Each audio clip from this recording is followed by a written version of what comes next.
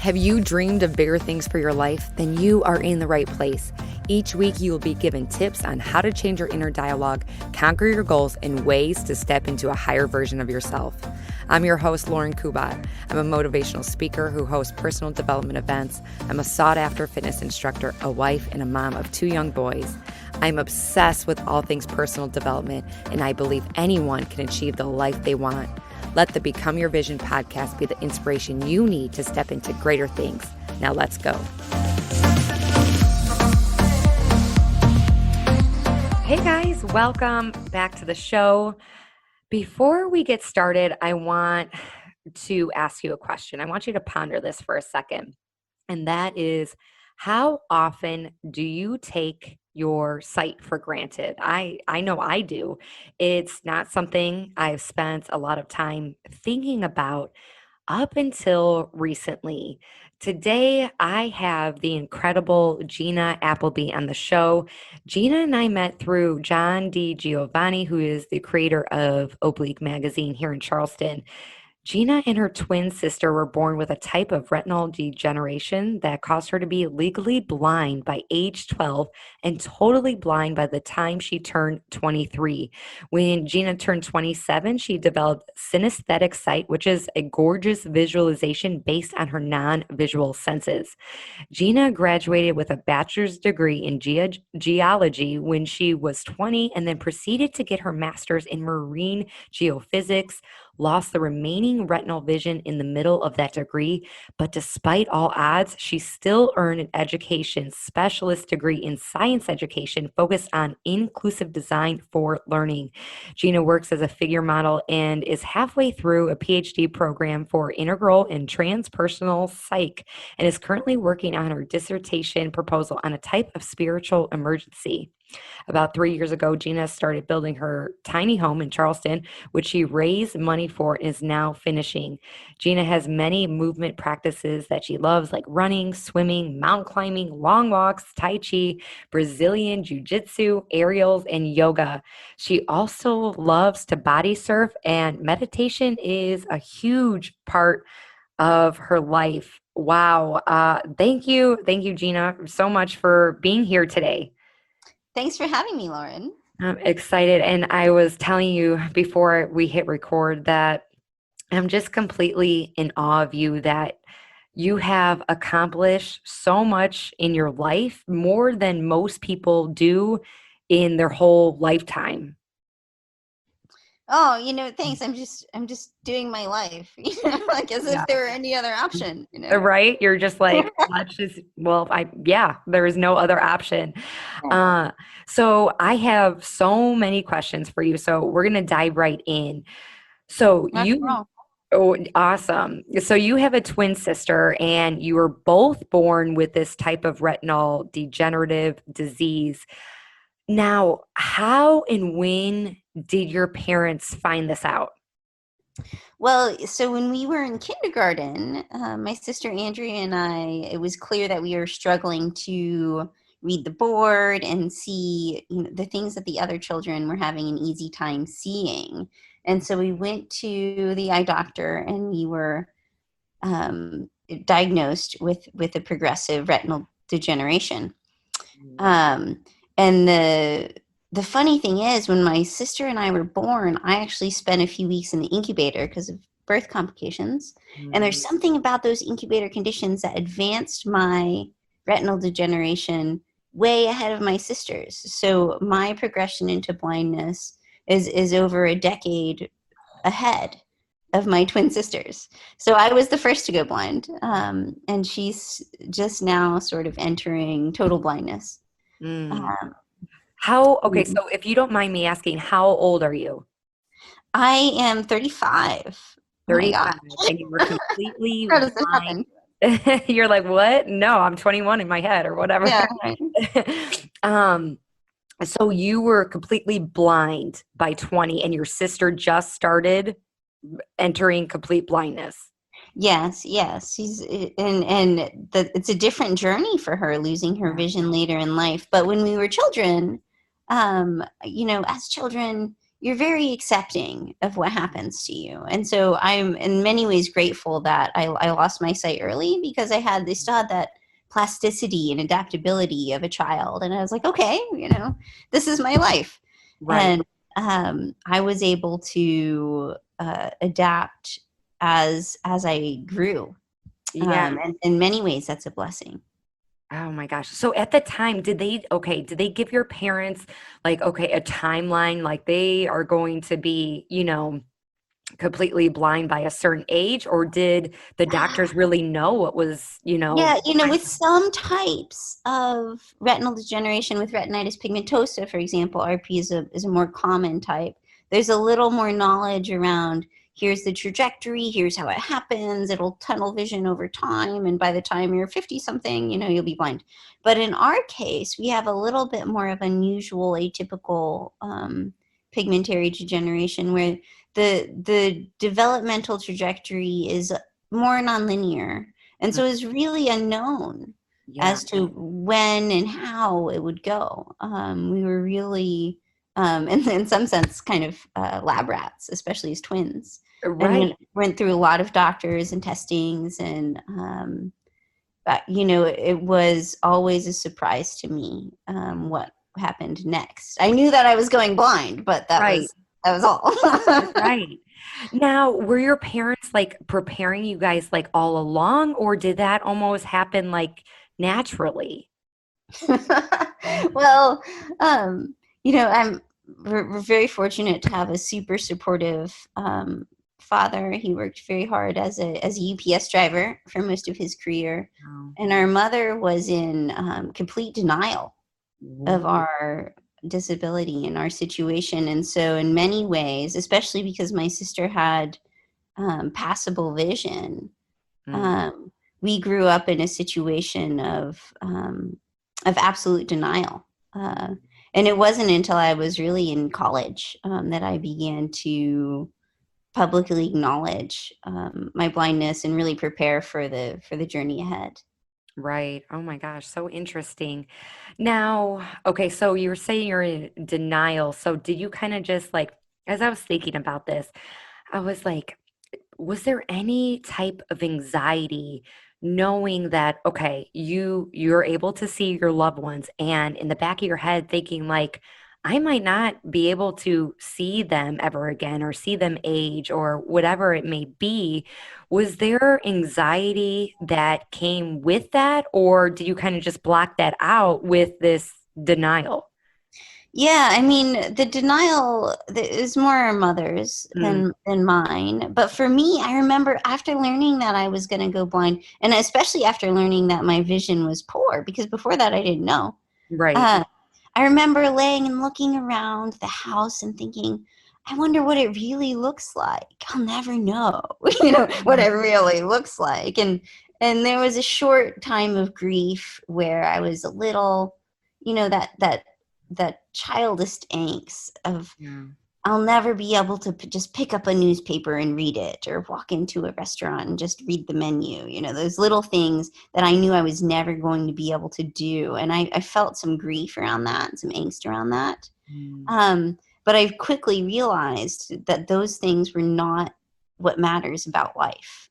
And so, I never really experienced a lot of fear. I'm Yeah. not a particularly fearful person, or anxiety around the blindness itself. But I had a period of grief and even anger about it that passed.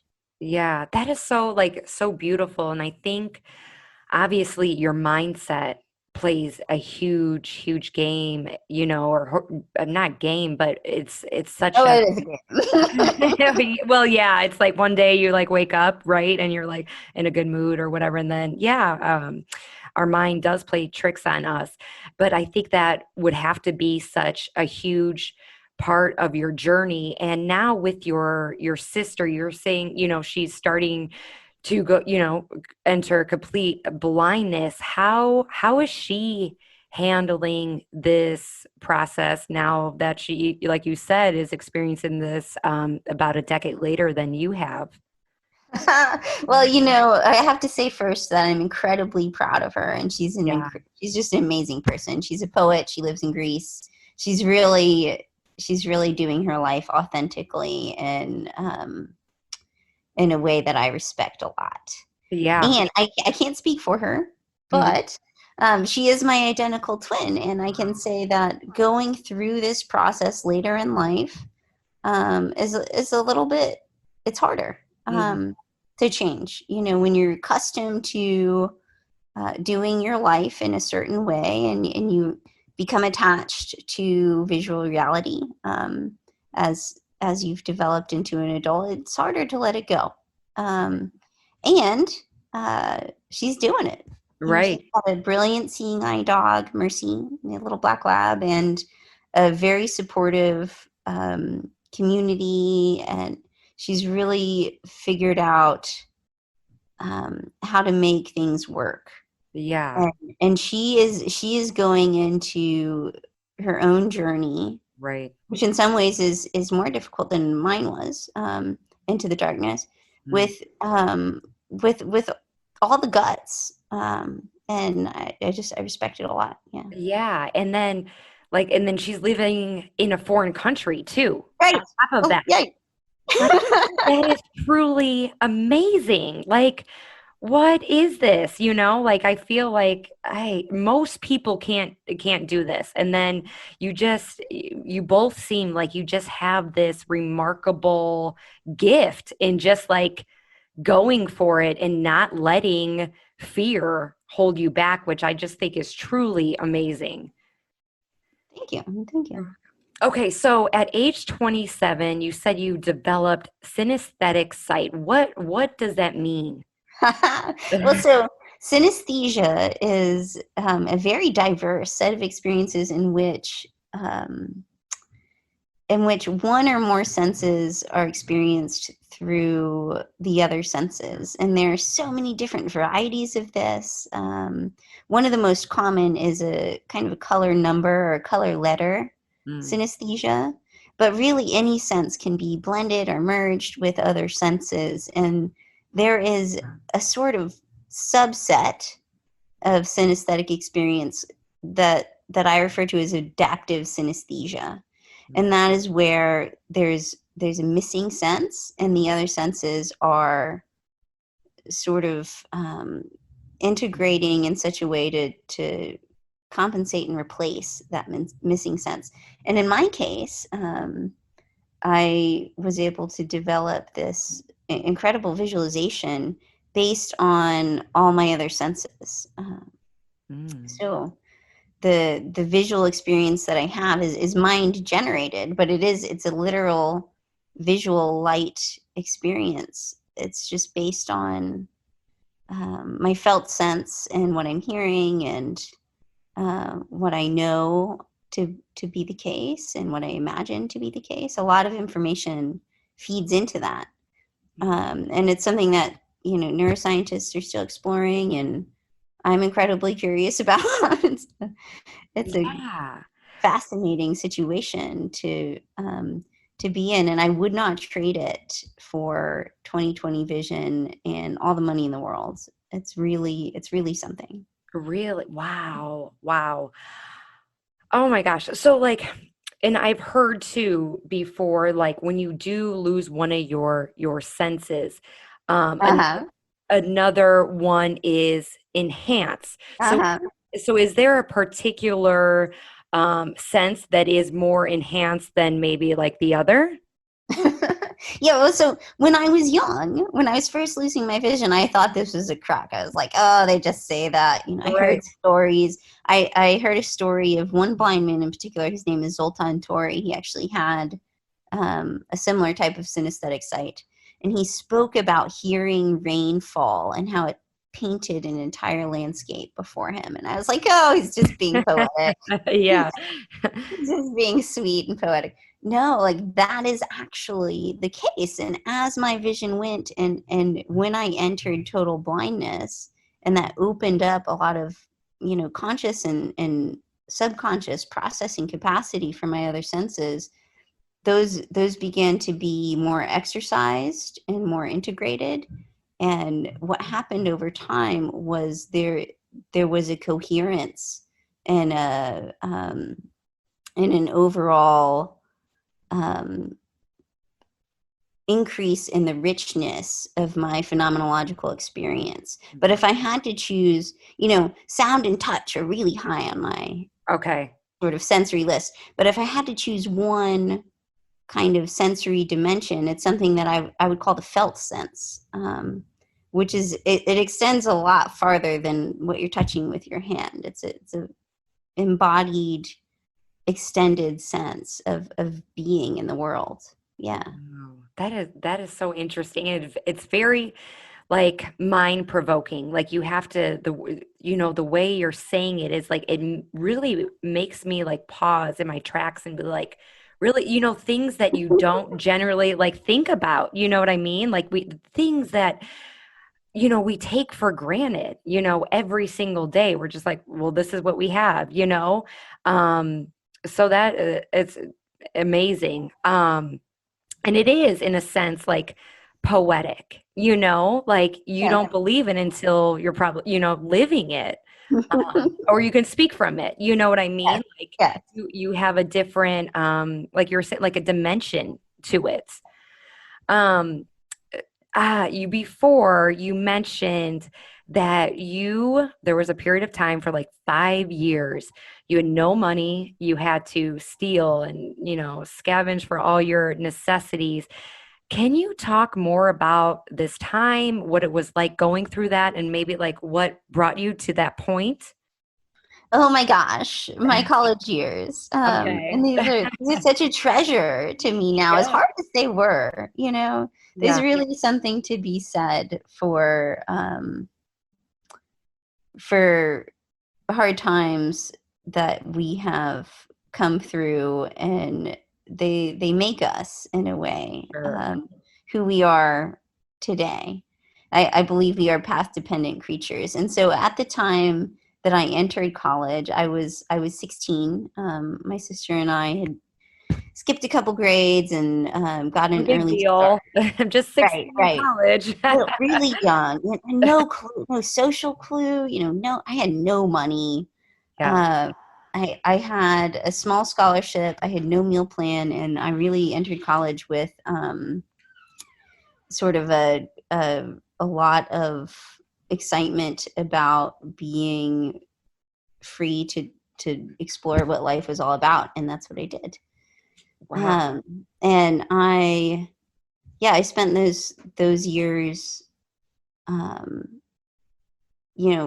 course, college. It's College of Charleston as well. It's a party school. Right. So it was sex, drugs, rock and roll, and also survival, and pass your classes. And I really, I had quite a lot to learn. And what I figured out early on is that what little money I had could go towards rent and dog food, and then I could steal what I needed to eat, or otherwise find it and put it together.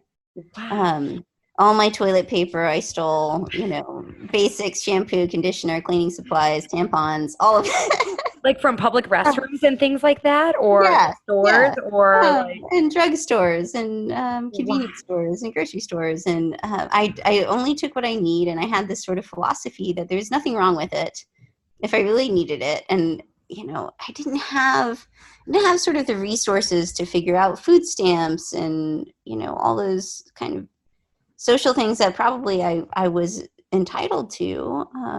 But I felt that if I was able to snatch it or lift it or otherwise get a hold of it, that there's a sense in which I was still earning it for myself. And I had this kind of pride, well, at least I don't have to ask somebody to buy my dinner for me, Okay, well, I was a resourceful little street rat for a minute. So during this time, you weren't completely blind, so you had some sight. Right. Yeah, I had some partial vision still. Okay. Now, was your sister kind of going through the same thing? Were you guys doing this together, or you were just like off on your own? Well, she was at a very nice. She was the together twin. There's always So she one. was at a very nice private school in North Carolina with a full ride and a full meal plan, and she really was not feeling the resource pressure in the same ways that I was. And so I would go to visit her up there in this kind of like brick paradise of like everything is taken care of. Just be like, wow. Yeah. Just go to the mess hall and you just eat whatever you want. Like, it's amazing. That wasn't my reality. And, I would do all sorts of, I would wait until 2 a.m. and go to the pizza places and grab all the pizzas that nobody had picked up because they were too drunk and, all sorts of things. Oh my God. And it's such like, you look back at that, you're like, oh my gosh, I did it. You're probably like, I did all that, but I made it work. yeah, yes, it's fight or flight, were you ever like caught?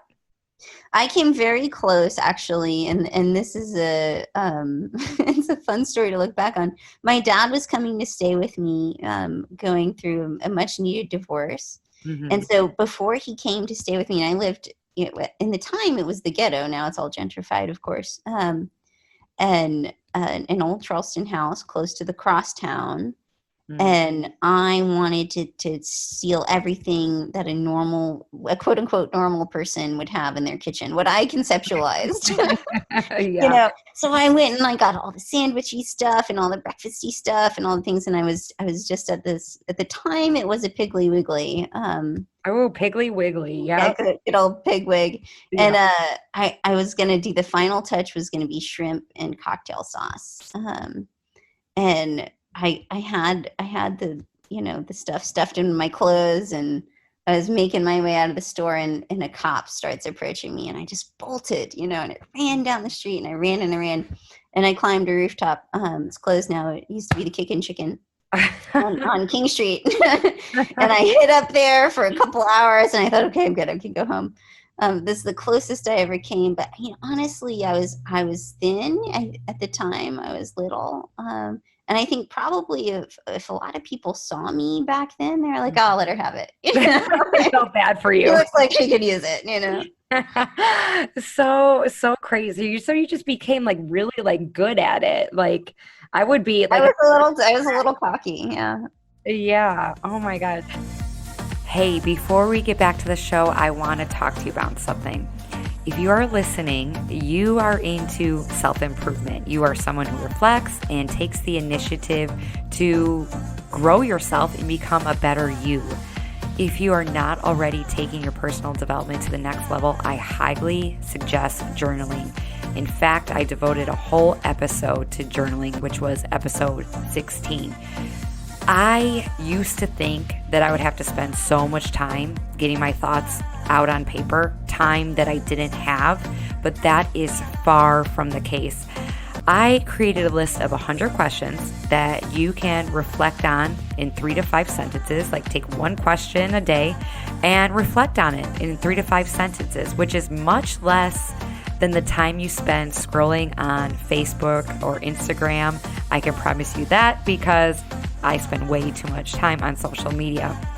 But with these questions, you can even ponder them. You don't even have to write your thoughts down, although I think that is way more effective. But if you are living a very busy life, you can ponder these questions as you are driving your kids to their next practice.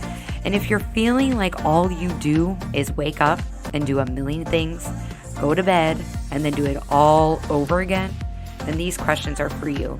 And all you have to do is head to Etsy.com and search Visionbylauren, it's all one word, to get these thought-provoking questions that will get you to add more intention to your life. There is way more to life than your to-do list. So just go to Etsy.com to get your life-changing questions for $5. And if you're like me, you spend no less than that at Starbucks. What better way to level up your life? I will leave all that information in the show notes. Now let's get back to the show. Okay. So there's no like really segue into this next question based on that, but that's an interesting and funny story. Great. It is. It's funny. Okay, so as a society of women, we generally get like so caught up in what we look like and Oh yeah. the perception of what others may think and what we wear and how much we weigh. And you're a nude figure model. Do you feel like being blind has caused you to be more free in a sense? Because in my head, I'm thinking like, hell to the no, nope, nope, nope. I cannot.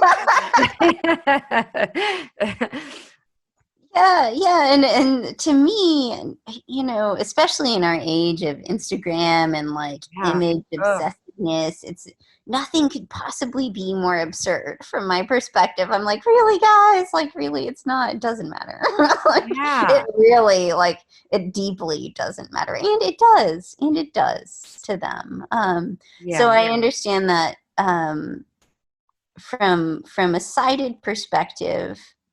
Um, that's important to some Mhm. people. And I don't want to demean or belittle that, but to me, it doesn't matter. It doesn't matter. Right. And when I get up there, and I've been modeling since I was an undergrad, on and off, Like how I'm many in my years own now? skin. I am who I am, and I'm not ashamed of that. And being radically embodied is, it's a human right. And Right. I think that when you literally strip away all the social um, trappings and presumptions and things that we project onto the human body, it's really it's a castle. It's a Mhm. beautiful place to be. And it's something that everybody should be proud of, and celebrate, regardless of how it looks. Right. I know that's easy for me as a blind woman to say, because I'm not looking at the images, and I'm not comparing myself, and I'm saying there's so much more to being an Right. embodied person. And it's so freaking true. So I'll just share a story like this morning. This is, I've talked about this on the show before, and I talk about like the scale not controlling your worth. And I'm embarrassed to say this, but like this morning, I stepped on the scale and I was like, I don't know, like a pound or two heavier, which in reality, that fucking doesn't mean anything. Like, who fucking cares, And I'm Right. like, and then I was like thinking a second and I was preparing these questions for, this interview. And I'm like, what is 2 pounds? What is one, like we do get caught up in these things. We do get caught up in the comparison. And again, you mentioned like social media and Instagram is becoming like huge. And there is this huge comparison and there's so many limiting beliefs that come with them that so and like in my head I was thinking like your perspective that's probably such like a blessing in a sense that you don't have to or you don't choose to care about that. I don't care. I don't care. Yeah. And I feel a lot of compassion for people who are compelled to care. I'm so Yeah. sorry. It's terrible. What a sad situation to Yeah. be pressured um, into stuffing your self-worth into some superficial, visually based, Right. culturally conditioned idea of who you're supposed to be and how you're supposed to look. I mean, like, So no, dumb. no, it's quite silly. For sure. Yeah. And I was giving our youngest a bath and he's 2 and he was out of the bathtub and we were like putting we were just laying there for a second. I just got out of the shower and we were both wet and I was just holding him and we were both naked and I was thinking there will become a day where he's like, this like you would not be because of social standards and things like that. Like it becomes like weird, but there's so much beauty in being like naked and being free and just, like his Yeah. curiosity, and he's just like running around butt ass naked, like not having a Completely care in the world. unashamed. Yeah. Yeah. And it's Yeah. just to see, their, how they interpret life. It puts things into perspective as well. So, but I wanted to ask you that about, how you felt like going up, when they are drawing you or whatever, and you're naked. And Yeah, it's sort of a sweet joke to be translated into a sensory dimension, right, that I'm not really experiencing. yeah. Do you get But bored like sitting up there, like while they're no, drawing you? with this mind on this planet, never. I mean, Okay. I'm breathing. I'm in my body. I'm in a complex and unique human experience, and it's difficult. Mhm. And never get bored. I've never been bored with it. I've Wow. been uncomfortable, Wow. but I've Yeah. never been bored. Yeah. Okay. Interesting. So you're writing a dissertation on spiritual emergency. Can you tell us what that is? What is that all about? Oh my gosh. So, we become interested in such strange things when strange things happen to us. And Mhm. there's a variety of different types of what we might call spiritual emergencies. And it's essentially, what I tell people, the elevator speech version is that it's like an existential crisis, but on a much deeper level. Mm. Um, your reality is absolutely shaken, and there are a lot of things that can trigger a spiritual emergency. It can be very intense grief, it can be a near death experience, it can be um, a spontaneous awakening experience. It can be a lot of different things. Mm. But essentially, what happens is the existing belief structure is absolutely shattered, and there's a questioning of what is Mm. reality, who am I, what's going on here, Mm. on such a deep level that you really have to deeply reorganize everything about your life. And Wow. it's often an incredibly messy process, but I think it's fascinating, and when it's supported, Mm. um, it can be incredibly transformative for people. And Mm. and when it's not, it can be a disaster. Right. Yeah. So for the spiritual emergency, like are you speaking from like your own experience, or are you researching others who have experienced something traumatic, and maybe they don't know they're on this own spiritual journey, or uh what is the process behind this research? Yeah, so I was really my inspiration came from direct experience and Right. saying, "Hey, like what is this?" And Mhm. we need to know more about this. There's not a lot of research around it. The 50s and 60s they started looking into this sort of thing, and it's still kind of an emerging field that needs a lot of inquiry Mm. and quality research. And so my goal is to do a whole lot of interviews and really bring forward the voices of people who are going through these, crises of transformation, and say what's happening here, what's Right. happening for them, what is it like, what do they need, and the is qualitative research is my game, so it'll Yeah. be a lot of interviews and transcriptions and analysis, and we'll see what folks have Yeah. to say. I want to bring forward their voices. It's not about what happened to me and what I think it means. It's about what people are going through and Right. what it means to them. Yeah. Because it's a It's a term I have never heard before, and it is interesting, and I feel like in some sense, don't we all experience some type of shake in our world that you're like, it pauses you and you're thinking like, what is life really about? Like, what is the end game? Why are we here?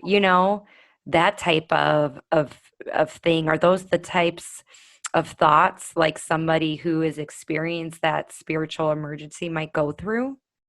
Yes, absolutely. And it's part of this fully human experience. It's part of our shared human journey. Yeah. So interesting. When you do that, I would love to read that because it's just an interesting, Oh, it's gonna be good. it is gonna, I mean, yeah, it sounds so good already. And it's basically, thoughts right now. Um, you mentioned that you rely on meditation. Have you always been this spiritual being and have included meditation into your life, or has that come through becoming blind?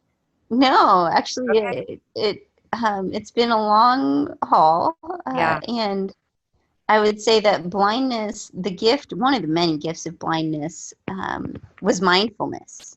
right. Uh, was a very intense increase in mindfulness and sort of appreciation for um, the sensory dimensions of life. But meditation came to me through crisis. Actually, meditation initially came to me because until I developed the synesthetic sight, I used to have horrible migraine headaches. Ooh. And I've never been a medication girl. I mean, no judgment, but Yeah. I just did my best to cope with it and started independently, without guidance, kind of exploring meditative techniques to cope with the pain of the migraines. And after developing the synesthetic sight, I mean, we're going on 8 years, and Yeah. I haven't had a migraine since. Wow. But I did discover my first formal meditation teacher and my formal meditation practice, and it was what I was searching for Mm. before I knew what I was searching for, and just been um, it's just been an opening into um, a, a dimension of beingness that I think that I knew was there, but I didn't have access Right. How for. to get Yeah. there or whatever. Because I think it's hard. I had somebody on my show, C. McDermott, a couple episodes back, talk about mindful meditation. And we live in a society of go, go, go and not slowing down in our What a to-do waste list. of time. Yeah, right. And she brought up, so meditation can range. Like, I think everybody's practice is a little bit different. But for me, like, my day automatically starts. It didn't used to start, but there was a shift in our youngest sleeping patterns Yeah. where he wakes up at the crack of dawn. And so that kind of like put a blast into my morning meditation. But for me, it was like, seriously, um the journey of it, just like 3 to 5 minutes of just like closing my eyes, deep breathing in and deep breathing out. And it is a process. I haven't got to the point where I can meditate on something for an hour. But what does your meditation kind of look like or feel like, and is it something you practice daily? Well, I mean, so there's so many different types of meditation, and I certainly practice a few. But my main practice is a sitting practice these days. Okay. And so when I wake up and sort of light the candle and do my little mobility exercises, and I sit down, um, I do a basic awareness of the breath meditation. I don't use usually, unless I'm experiencing some anxiety or whatever. I usually don't use a mantra or any other technique. I'm just breathing. And that's almost always enough for me to tap into that, the peace that passeth. And in the evenings, I love yoga nidra. I love, breath work. I love all the different techniques, but really it's just about sitting and being there, and what my teacher calls the presence of immediate experience. Oh, Yeah. I love that. Now, The full presence of immediate experience. It's always there for us. yeah, And even if you drop in for 3 seconds, it's yeah, enough. You yeah. just to taste it and be like, oh yeah, here I am. Right. Here And, we are. and yet it's so difficult for so many, including Yeah. myself, There's a lot going on. yeah. Um, and like what you were saying, like, okay, first of all, you light a candle. I'm thinking like that's dangerous. Like you like you can't see it, so you do it I just can see it in my way. In okay. my way I can see my reality. I have an actual visual experience. It's just generated by my mind. Yeah. Yeah, So interesting. And you can feel it, like the heat coming from the yeah, candle. And absolutely. that creates, a certain sense, and um, creates a different sense of reality, I guess, or Yeah. peace, I should say. Um, where was I going with that? I kind of like got stopped in my Meditation. tracks. Yeah. Okay, you mentioned too that you do all of these active things like, Brazilian jiu-jitsu and things like that. So have you always been an active person, or has that come later? And what does fitness mean to you? Wow. Okay. Well, so I grew up as a swimmer, a competitive swimmer. My sister and I both were in the pool all the time, and that was my world growing up. And so I did grow up being sort of an athlete. And I of course I fell out of it in college. I was busy, Yeah. having a great time. And it wasn't until I lost the rest of my vision in 2009 that I had a little um, epiphany that it was time to get back into my body. Okay. And I actually started running after I lost the rest of my vision. And for a while, that was my access point. It was just run and run and run. And I ran a lot, like Yeah. 5 to 7 miles every day. Sometimes I just take off like 14 miles, like it was nothing. Yeah.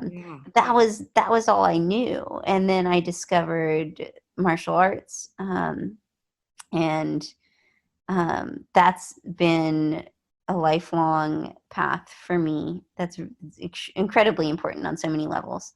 Yeah. And later, much later, came the yoga and the tai chi and the other practices that kind of layer more subtlety and nuance to that embodied understanding. But for me, obviously it's not about looking good Right. or being perceived in a certain way. It's about how I feel in my body, Yeah. and being strong and being coordinated and Right. integrated in my movements. Um, and it could be something as simple as, putting on my shoes. But if I can do that in a way where my whole body is involved and intelligent, Mm. it's a completely different experience, than if you're just sort of clumsily bumbling through life. Right. You're more intentional. Well, in some ways I have to be. Right. And movement practices aid me in waking up and integrating the body. Because there's a lot of little sleepy places in there we like to skip over. I mean, you can Right. run and run and run all you want, Yeah. and you're still kind of bypassing. Right. So I think it's important from a somatic perspective to dig and to do a lot of different things Right. and just explore. Yeah, for sure. And it's fitness can be there's a lot of vein behind, fitness and trying to look good that we sometimes we lose that we have to move based on how we want to feel, and not it's like you said, it's not important how you look, but how you feel. And with that coordination part that you mentioned, I'm just like thinking like that has to be balance. That has to be a huge thing. Like what if if you miss a step or whatever, being able to Yes, catch yourself. Um, yes. Now, okay, so you mentioned, okay, you first became blind and then you automatically started running. Explain that, and I hope you're not getting annoyed with me with Not at all. my ignorance, but you're running like 14 miles. Was it on a treadmill? Did you have to figure out, your path? Like, there's so much to than just running 14 miles. I have no love for a treadmill. Now I do love Okay. a track. Okay. And that those initial years I did a lot of track running, but I also ran, there was a circular path about a mile and a half in a park nearby, and also a track to trail that went to the Missouri River that was quite long.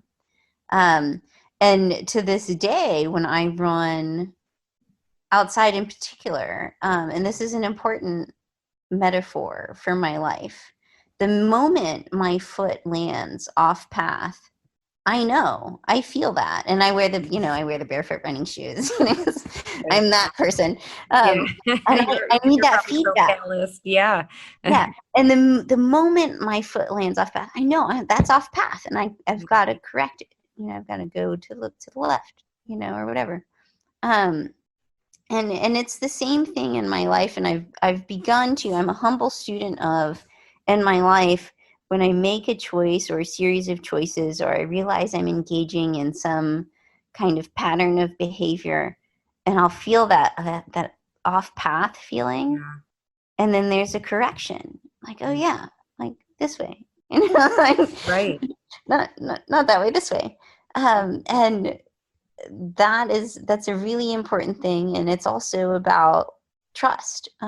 So when I run, I have to stay in a state that's simultaneously focused and open, and I have to trust it. The minute I become fearful Mm. or I doubt, I'm gonna trip over myself, Yeah. or the curb or something else. That Um, is such a metaphor for to life. Oftentimes we get off path and we get mad at ourselves almost like initially, like, what is this for? Like, why isn't life, going the why way? isn't it going my way? Yeah, exactly. And instead of, tuning in, we tune out to make that correction and find to look like the easiest path to fixing the problem instead of realizing maybe it's not a problem. I don't know. Yeah, It's like yeah. too We out there. resist so often. We resist. I'm guilty of a lot of resistance, and Yeah. the radical acceptance game, right, is to even accept the resistance, is to not Yeah. resist the resistance. Be Right. like, Yeah. okay, here I Right. am in my resistance. And Okay, it's okay. It's okay. yeah, This is it's telling you something, right? yeah, Why are yeah, you feeling like this? And makes you stop like, okay, well, what's changed in my life? What is going on? How has my routine changed? Who am I hanging out with? What am I eating? How's my fitness? All these things that you can go down this rabbit hole and be like, oh, this stemmed from my childhood or whatever. yeah, yeah. Um, Whatever it yeah, takes to process and metabolize that experience, and not shove it away, and not yeah. pretend it's not there. Yeah. Right. So true. Um, so John was telling me, so this is how, we met for listeners, a mutual friend. He was saying that, well, first of all, can you tell me how you met him? John DiGiovanni, Yeah. so wonderful friend of mine. Yeah. And I was actually running at the College of Charleston indoor track. I was doing running and yoga in the mornings there, and he was teaching a martial arts class. And he saw me running and doing the yoga, and then he saw me leaving with my cane, and he was like, "I've got to talk to this girl." Yeah. And so we became friends, and we've Yeah. been treating, you know, martial arts and Tai Chi and stuff ever since. And he has just been, without fail, a very strong ally and supportive friend. I'm incredibly grateful for him. He's a pillar. That, And every time that I need help with some little thing, yeah. I call John. And he's Yeah. there. He's a great guy. That's amazing. He was, and you need people to, we all do, no matter what. You We need all do. somebody. And that's a hard lesson to learn, is to just ask for help when you need it. But it's Yeah. tricky. You got to know who to ask, and you Right. got to know how to ask and when to ask. It takes Exactly. practice. And let go down our wall of feeling like we have to do it all, and asking for help is a weakness, you know? Right, right. This myth that we all have to be completely isolated little Yeah. independent somethings. Right. It's silly. Okay, but he was saying, okay, he was driving you home, and I guess maybe he made a wrong turn or something, and you knew based on like the bumps in the road, or that you used to live somewhere else, or he made a wrong like turn. Do you remember that story? Yeah, of course. So particularly, and this is not true. Often when I get in a vehicle and I'm cut off from my Yeah. usual sensory clues, Hmm. I'm like, I just trust the driver. But downtown Charleston, yeah, I know it well enough. I've been there long enough, and I've been driven around there enough that I can track sort of where I am if I'm paying attention. Right. Usually I am. And so, yeah, I mean, I have a kind of map in my mind, um, and we all do, Yeah. and we're all always in that map. We're just more or less aware of it, and a lot of people, because they have access to the visual references, forget that they're also in a map in their mind. And so for me, that's all that was happening, was that I was in the map, and I was like, here we are in this portion of the map. You know, this is Yeah. calling it out. Um, But he was like, how do you know that? You know? right. It's like this magical quality. It's just, we all have it. We all have Right. it. We just don't necessarily exercise it. You know? Yeah. And that's remarkable. Um, what has been like, we rely a lot on our site to tell us like dangers coming, like there's maybe that's a drop off on the pavement, or there's a car coming, or whatever, something sharp or hot, or not eating something because it has mold on it, or somebody taking advantage of you in terms of money. What has been like the scariest thing you have experienced that you might not have if you had your vision? Oh my gosh. I've been through a lot of really hard stuff. Mm, And some of that, maybe because I was perceived as easy mm, prey. And you know, I think that uh, there are a lot of things, a lot of aspects of my life that were a lot harder, yeah, because not because I was blind, right. but because of the perception of my blindness, if Mm. that translates. Oh, for sure. Like a And key target or something. yeah, Would yeah. And so for me, you know, when I walk down the street now, I have a lot of training and a lot of experience, and Mhm. I don't experience a lot of fear and anxiety about my blindness these days. Mm, But the most dangerous thing now, I can say, that this phase in my life is a lapse in mindfulness. If I'm in a hurry, if I have a lot in my mind and I'm stressed out and I didn't sleep enough, or you know, I've only got 4 minutes to get to my next modeling shift, or whatever it is, right.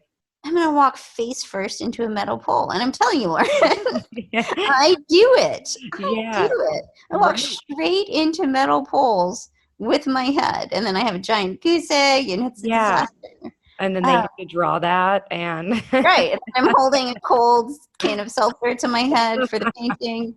Um, true, it's happened. True story. yeah.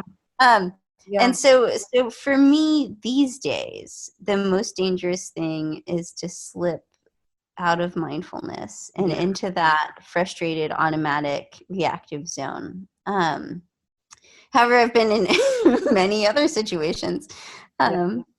that were also, I've been in foreign countries and unfamiliar cities, Right.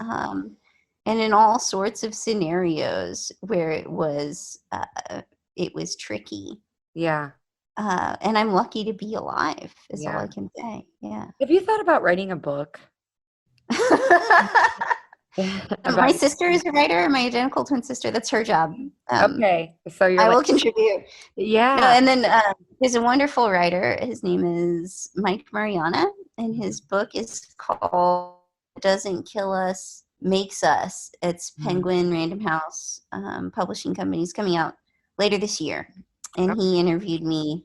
Gosh, probably for 30 hours, and came and followed me around Charleston for a while. So I think there's enough in there. Yeah. I told a lot of stories. Okay. I'll have to include that in the show notes. Your tiny house. You The little place. let's go. I know you're super excited about that. John sent me like a video of you of, I guess, just the foundation of the tiny house and your excitement. Like you knew where your windows were going to go and your wind chimes. And it was just cool. Like you were you can just, you could feel it. And, or I could feel it, I should say, that your excitement. And, so what made you start, I guess, the want to have your own tiny house? Oh my gosh. Well, and I have to say about that video that, by the way, all of those things are like exactly where like the little wind chimes and everything Yeah. mostly there. That's Um, so cool. and so the dream came about because I was living downtown in crap apartments with, you know, unfortunate roommate situations. Mm, And it's getting more and more expensive to live there. And that's where I want to live. And that's where yeah. I work. And that's where I'm familiar with. I can walk to everything I need, on Yeah. and on. And so I was talking about it with my dad about 3 years ago.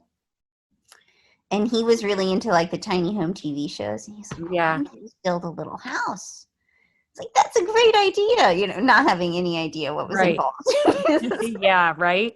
Ignorance is bliss sometimes. Right. Just start raising money and then I'll just do it. And so I just did that. I just dove into it. And I've always wanted my own little place in the world. Just not a palace, nothing Right. special, nothing, lavish or whatever. Yeah. Just a little place that was just mine, Yeah. Where you can Um, find true peace and being. Well, true peace is an internal experience, but it's very nice to have an external expression of that internal experience. Yeah. Yeah. You're Where right. you can really, you're not mixing with other people's energy. Nobody's moving your Yeah. stuff around. It's just your own little place. And that's really, it was a beautiful dream, and it's coming true. It is true. I'm living there.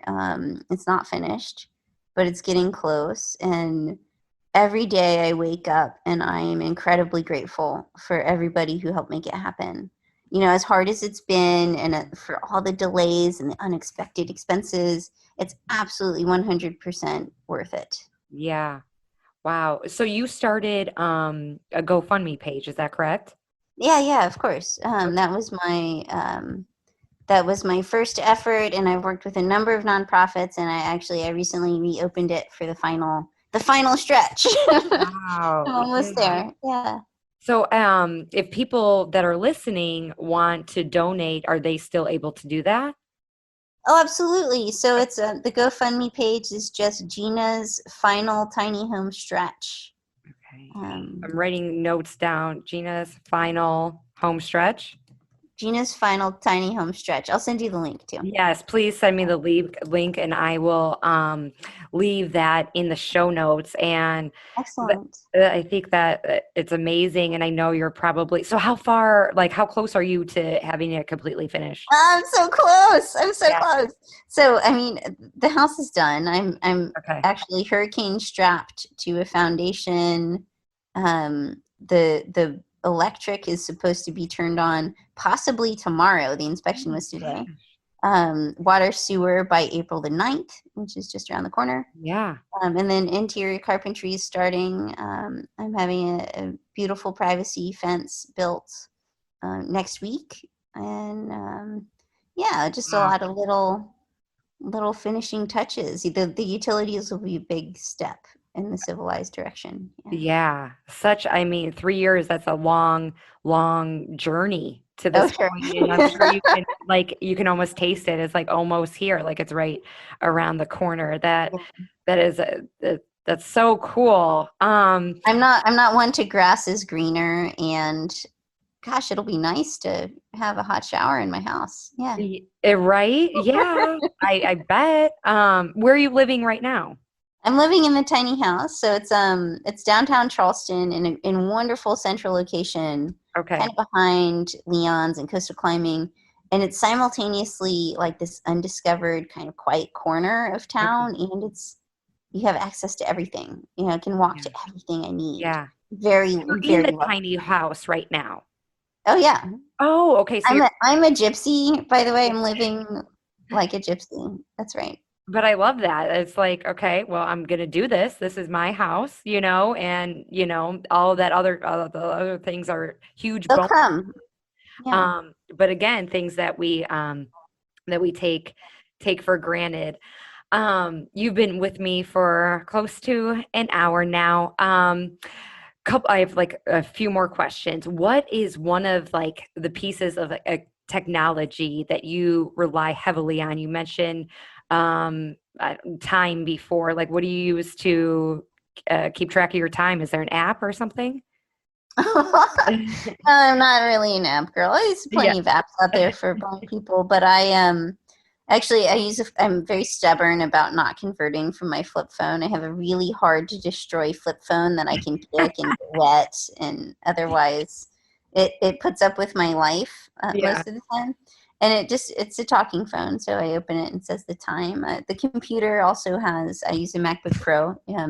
And VoiceOver, which is the built-in screen reading technology, will read the time and Okay. everything.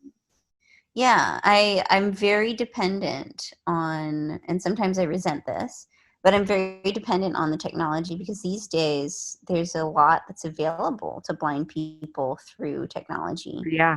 And essentially, in order to access email and internet and Mhm. all the things, Yeah. I use the computer. But so does everybody else, and I sort of Yeah. joke that you take a smartphone away from your quote unquote normies and they'll be more disabled than I am. What do I do without my phone? I can't function. It, Um, I mean, it's a time suck. I was thinking that too. Like, so much stupid time is spent scrolling. Like, for what? Here you are, you're living. You're like, you're not what is it that you're looking for? me What is it? personally. No, it's just an existential question for the scrollers. Like, what are you looking Yeah, for? Who are you looking for? eh, Yeah. that's a good Just question. looking for ourselves, we're just looking for Yeah, each other. And we're right here. it, It's very silly. it Yeah. is. It is true. It's I don't know. Like, I think we use it like sometimes like an escape almost, or Uh-huh. I don't know. It's something definitely need to reflect on. I'm sure there's a spiritual emergency with social media in some sense. Yeah. Yeah. Okay. What has been the biggest blessing that has come with the loss of your sight, would you say? Oh my gosh, that's a wonderful question, because blindness brought many unexpected blessings. Mm. And I'll have to say the biggest blessing that it brought me was a very intense deepening of my direct embodied mindfulness. I don't think I think that that's available to everyone. I don't think I would have been challenged into developing it if I had not lost my sight. Yeah, for sure. I just the vision, regular retinal vision, takes up so much bandwidth and energy and attention, and when that went away, I felt so relieved and liberated and just gifted with this deep, rich world that I suspected it was there, Yeah. but I didn't know it directly, and it's really something. I wouldn't give it up. Wow. That's so, it's beautiful, It is. it is. It's a sweet thing. So, And let 1,000 flowers bloom. If there are folks out there who want to be bitter about their blindness, yeah. Okay, I understand. And for me, it's a beautiful thing. Yeah. Wow.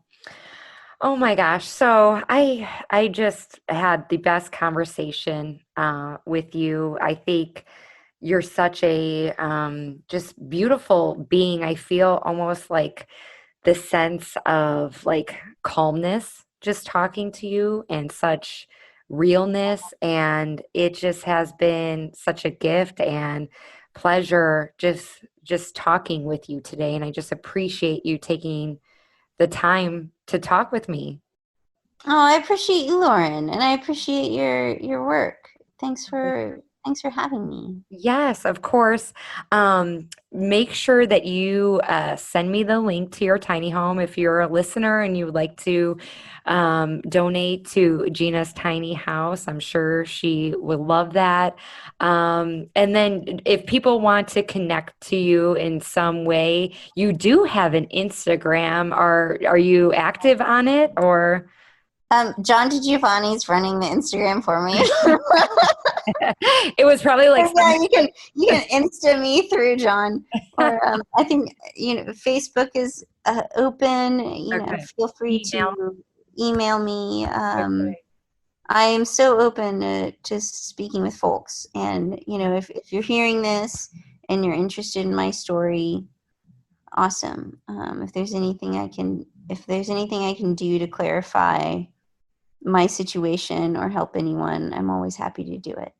Wow, so amazing. Thank you again. Thank you, everybody, for listening. This was definitely one of my favorite episodes. Remember, if you love this episode, to leave a review. You can tag me on Instagram, share this episode. You can tag, that's my Chicago. It does every so often. You could tag Gina. She won't see it, but John will. John will see it. Yeah. And he will tell her, or I will tell you. But remember, guys, you got this. Thank you so much for tuning in today. If you love this episode, make sure you are subscribed so you know when more episodes come available. My goal is to inspire others to become their vision, and one way to get the word out is with reviews.